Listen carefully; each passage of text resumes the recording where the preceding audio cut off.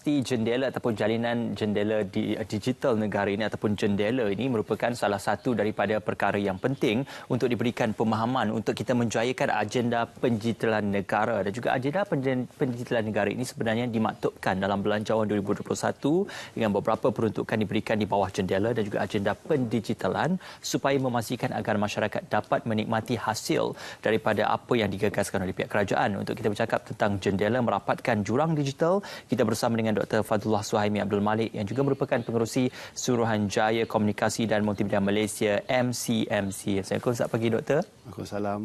Baik, sudah semestinya kita menceritakan tentang menjayakan agenda penjitalan negara dan apa yang penting adalah untuk kita melihat bagaimana kita memberikan satu penumpuan yang lebih dalam agenda peruntukan kerajaan khususnya dalam Belanjawan 2021. Bagaimana Doktor melihat Belanjawan 2021 ini mencakupi isu-isu agenda pendigitalan negara di samping jendela juga, Doktor? Terima kasih, Is. Sebenarnya bila kita lihat pendigitalan, kita kena lihat daripada perspektif hari ini, generasi yang akan datang. Ya. Untuk generasi yang akan datang, lazimnya kanak-kanak lah. Ya. Dan untuk generasi sekarang, mereka-mereka yang sedang bekerja. Tapi bila kita lihat kedua-dua perspektif ni, yang penting adalah prasarana dulu. Jadi bila kita cerita pasal prasarana, maka inilah kita ceritakan pasal jendela untuk memastikan pelebaran gentian fiber dan liputan mudah alih. Ya. Itu saya pernah cerita terdahulu. Jadi bila kita ada ni, jadi kita kata okey, di manakah kita akan melebarkan? Untuk generasi masa akan datang, kita perlu melebarkannya ke fasiliti pendidikan. Itulah dalam belanjawan telah diumumkan dan telah dicadangkan sejumlah 500 juta untuk disalurkan bagi memastikan fasiliti pendidikan semuanya mempunyai kesaling hubungan internet di sini. Dan sekiranya kita boleh melihat semula bagaimana kita boleh membelanja ni, tengoklah mungkin kita berkemampuan untuk mencapai lebih daripada 430 sekolah yang telah disasarkan. InsyaAllah mungkin lebih daripada situ. Tapi itu perbincangan yang selanjutnya perlu dilaksanakan. Yang kedua adalah kita lihat kan anak-anak yang di sekolah yang mungkin tidak berkemampuan untuk mendapat mampu untuk mendapat perkhidmatan. Dan dalam belanjawan juga telah diumumkan tentang program jalinan prihatin, ya, iaitu mereka-mereka yang bawah golongan B40 akan mendapat sumbangan atau subsidi RM180 seorang untuk setahun ataupun RM15 setiap bulan untuk mereka untuk menampung kos perbelanjaan. Dan di samping itu, pihak industri juga menyediakan nilai yang serupa iaitu RM15 setiap bulan untuk mereka menggunakan pakai data. Ya. Dan bagi mereka dalam golongan B40 yang tidak berkemampuan untuk mempunyai alat baru, 180 itu boleh diguna pakai untuk membeli alat yang baru. Jadi ada subsidi lah. Jadi itu kita boleh membantu mereka-mereka untuk generasi masa depan. Dan generasi yang terkini adalah mereka-mereka yang sedang bekerja. Dan dalam bekerja, saya difahamkan, jangan kata belanjawan, masa kita tengok penjana pun kita ada peruntukan untuk membantu syarikat-syarikat untuk memasuki ke alam digital. Ya, dan ini kita boleh membantu untuk pekerja-pekerja dan juga syarikat untuk meningkatkan tahap pendigitalan dalam. Dan itulah dan bila kita kira-kirakan infrastruktur,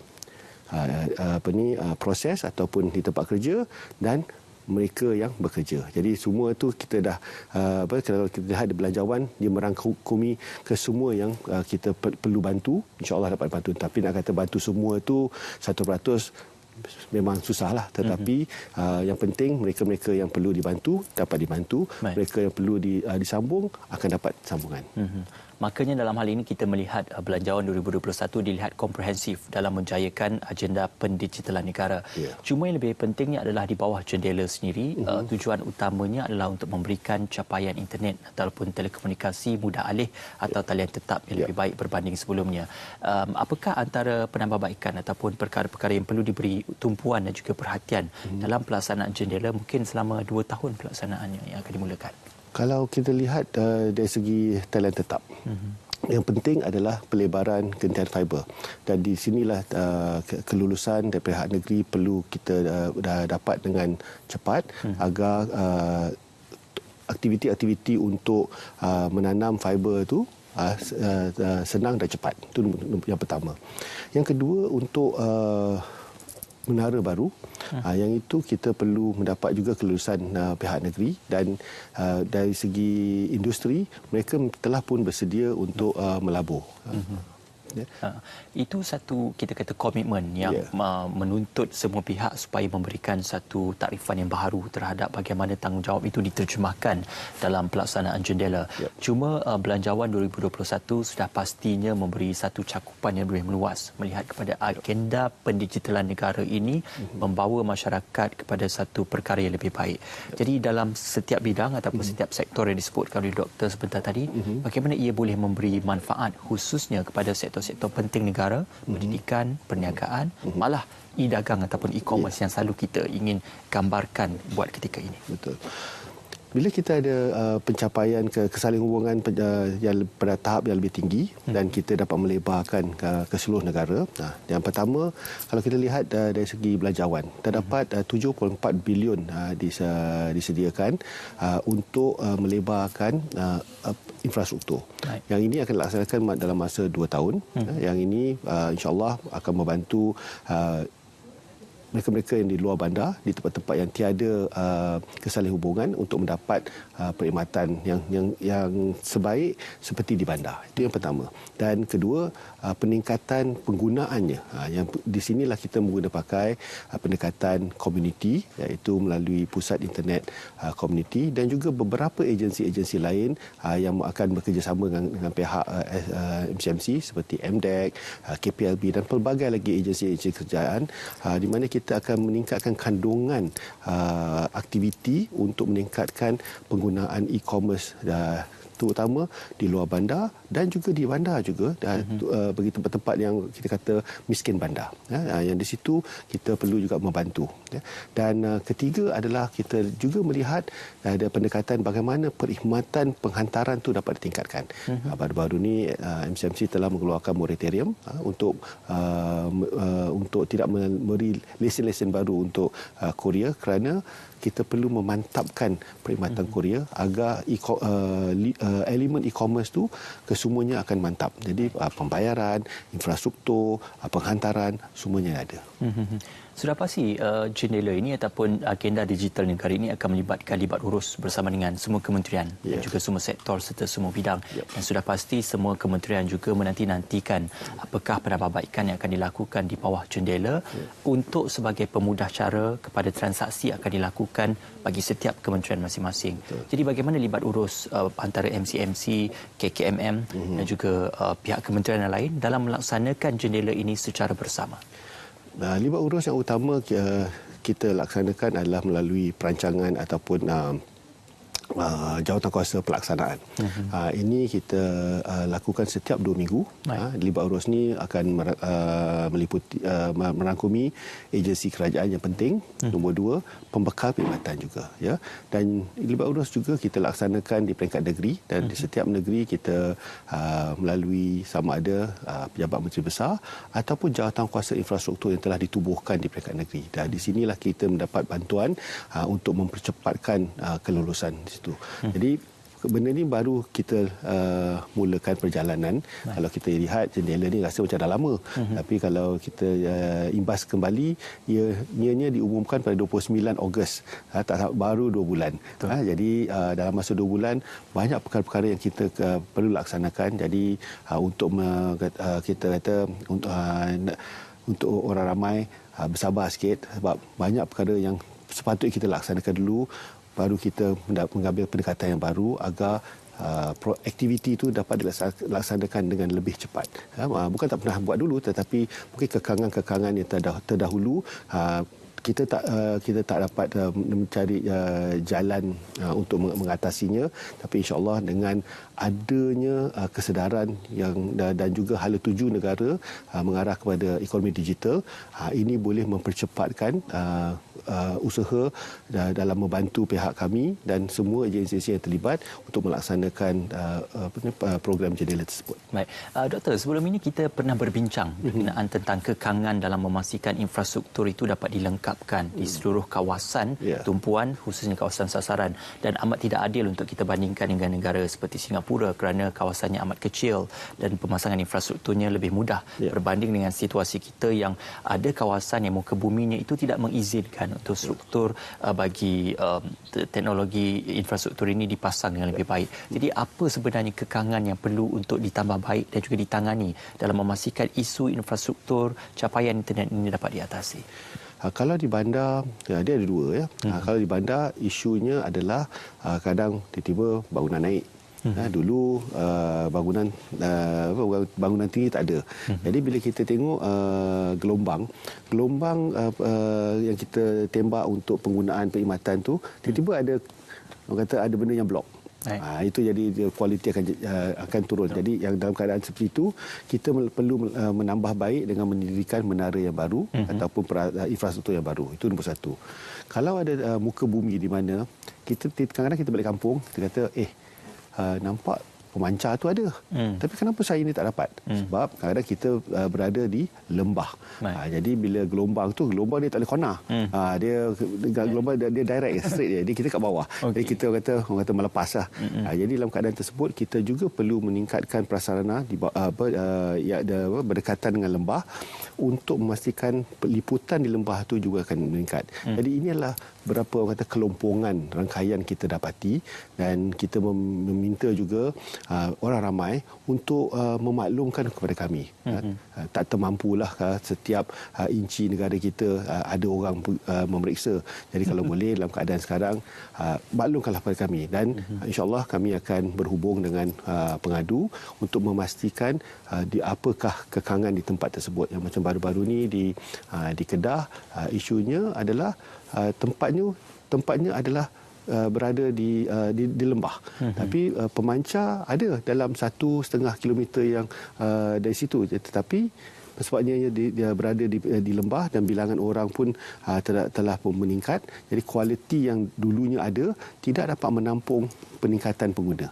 Jadi terpaksa kita tambah baik dengan prasarana yang tambahan. Okey. Doktor, dalam situasi gadget dan juga capaian internet, dia seolah-olah bersifat reciprocal kerana kehadiran gadget itu sendiri mendahului kepada capaian internet. Kita sedia maklum telefon bimbit ketika ini sudah dilengkapi dengan teknologi 5G. Namun capaian 5G kita masih lagi belum menyeluruh ataupun masih lagi belum berada di tahap yang mana kita capai ataupun kita sasarkan. Jadi bagaimana doktor melihat perkembangan gadget sudah semestinya mendahului perkembangan capaian teknologi ini? Sebenarnya perkembangan gadget ni tidaklah terlalu mendahului rangkaian. Sebab apa? Gadget ni sekiranya ia mempunyai fungsi yang tertentu tetapi tidak boleh diguna pakai, pengguna tidak akan ingin membelinya. Ya? Kecuali mereka-mereka yang rasa nak gah diri itu, tengok saya ada kata gadget yang 5G. Tapi saya tanya, rangkaian 5G ni mana? Dan kos gadget tersebut tu bukannya murah. Kadang RM6,000, RM7,000. Tapi berapa ramailah yang boleh guna pakai gadget-gadget yang semahal ini. Jadi lazimnya kalau kita ikut banyak research di mana kalau gadget tu dah ada, rangkaian akan datang dalam masa 6 bulan ke setahun. Jadi gadget sememangnya akan mendahuluinya kerana kalau sekira tidak, kalau kita kan terbalikkan, rangkaian mendahului gadget. Rangkaian dah naik macam lebuh raya lah. Lebuh raya dah naik, kereta tak ada. Jadi problem. Jadi gadget akan mendahului dan kita sebagai pengguna kena cerdik. Jangan membeli gadget yang baru saja untuk gahkan diri tetapi tidak boleh menggunanya. Membazir duit orang kata. Tunggulah masa yang sesuai untuk kita beli gadget dan mana gadgetnya sendiri boleh menggunakan pakai rangkaian yang ada. Jadi kita mendapat nilai yang sepatutnya kita belanja daripada gadget tersebut. Sudah pasti dalam hal ini juga beberapa agensi dan juga pihak melihat tentang capaian internet yang penting.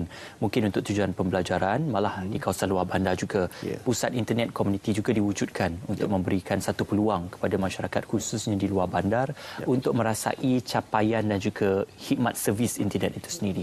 Jadi mungkin ini juga salah satu daripada agenda yang perlu diperkasakan dalam memastikan bukan saja capaiannya tetapi pusat internet itu juga sebagai satu one stop center yang boleh memberi manfaat yang lebih baik. Betul. Sebenarnya kalau kita imbas kembali dulu kat kampung kita ada balai raya. Betul. Tapi balai raya itu tak ada siapa jaga. Jadi yang masuk balai raya ni lembu, kambing dan benda terbiar. Tetapi hari ini pusat internet komuniti itu boleh diibaratkan sebagai balai raya. Tempat ramai orang boleh menumpu.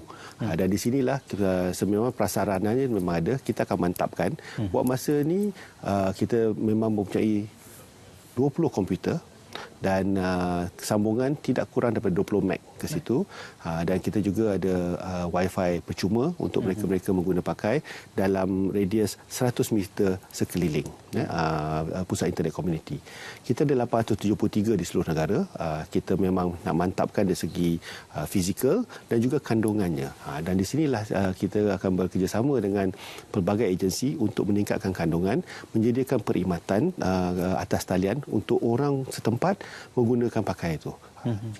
Dan kita pun buat masa ni ada buat pilot di Terengganu di mana kita menggunakan pakai pusat internet komuniti itu sebagai tempat orang datang untuk susulan untuk kesihatan. Jadi tak payahlah pergi ke klinik kesihatan yang mungkin jauh sikit, tapi kita kata datang di sini. Kita menggunakan pakai internet untuk menghubung dengan doktor yang berada di klinik kesihatan.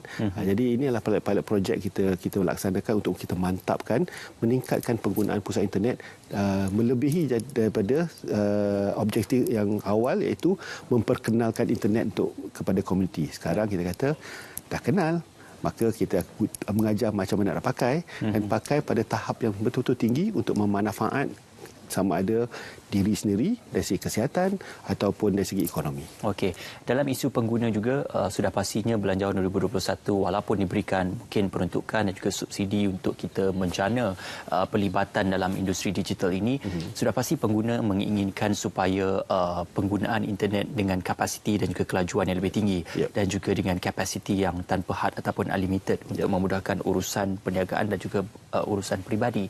Jadi dalam hal ini adakah pihak MCMC melihat urus tadbir dan juga libat urus bersama dengan penyedia perkhidmatan juga penting untuk memastikan offer ataupun tawaran yang terbaik terhadap pengguna perkhidmatan itu sendiri? Ini penting, kita kena faham, iaitu di Malaysia kalau dulunya kerajaan menyediakan prasarana memakan masa, dan kita telah melalui polisi di mana prasarana disediakan oleh pihak swasta, dan sekarang banyak prasarananya disediakan oleh pihak swasta. Jadi dalam konteks telekomunikasi, kesemua penyedia perkhidmatan adalah dari pihak swasta, dan untuk pihak swasta melabur, mereka mesti mendapat keuntungan supaya keuntungan itu dapat digunakan pakai untuk pelaburan. Dan jadi bila kita lihat dari konteks tersebut, libat urus kami dengan pembekal perkhidmatan, kita akan memastikan yang harga ataupun tawaran package kepada pengguna mestilah pada tahap yang kita panggil sebagai mampu milik, affordable. Saya bagi contoh, untuk jalur lebar tetap, kos package yang termurah adalah bernilai RM79. Jadi pengguna lazimnya di rumah ada 4 orang. Jadi kalau kita lihat, maknanya kos untuk seorang hanya RM20 dan kita bagi dengan 30 hari, kos internet untuk sehari hanya dalam RM70. Jadi dan penggunaannya unlimited. Jadi adakah itu masih mahal? Itu yang penting. Kita kena lihat. Kadang-kadang kalau kita sebagai pengguna ni, kalau boleh 5 sen, kalau boleh, ataupun kata 1 sen. Tapi mungkin kalau kita kos ada terlalu rendah, maka tiada lagi pelaburan. Jadi bila kita minta liputan, peningkatan kualiti, ianya akan memerlukan pelaburan. Dan teknologi sentiasa berubah. 6 bulan, teknologi baru akan datang. Jadi itulah kita cuba mendapat kata equilibrium ataupun balancing act di mana memastikan pelaburan tu sihat, kos perkhidmatan serendah yang boleh dan pengguna akan berpuas hati dari segi liputan dan juga dari kualiti. Okey, Doktor, secara ringkasnya harapan Doktor mewakili MCMC sendiri terhadap Belanjawan 2021 dan juga apa yang akan diharapkan menjelang tahun 2021 terhadap penambahbaikan bagi menjayakan agenda pendigitalan negara, Doktor. Harapan saya satu saja. Gunalah pakai internet dengan sebaiknya dan insya-Allah kami akan melaksanakan perancangan yang telah ditetapkan mengikut jangka masa yang telah ditetapkan, insya-Allah. Baik. Terima kasih sekali lagi kepada Dr. Fadullah Suhaimi Abdul Malik, Pengerusi Suruhanjaya Komunikasi dan Multimedia Malaysia MCMC, dan kita harapkan agar di bawah Belanjawan 2021 akan memanfaatkan seluruh masyarakat melalui jalinan digital negara ataupun jendela, khususnya dalam menjayakan agenda pendigitalan negara.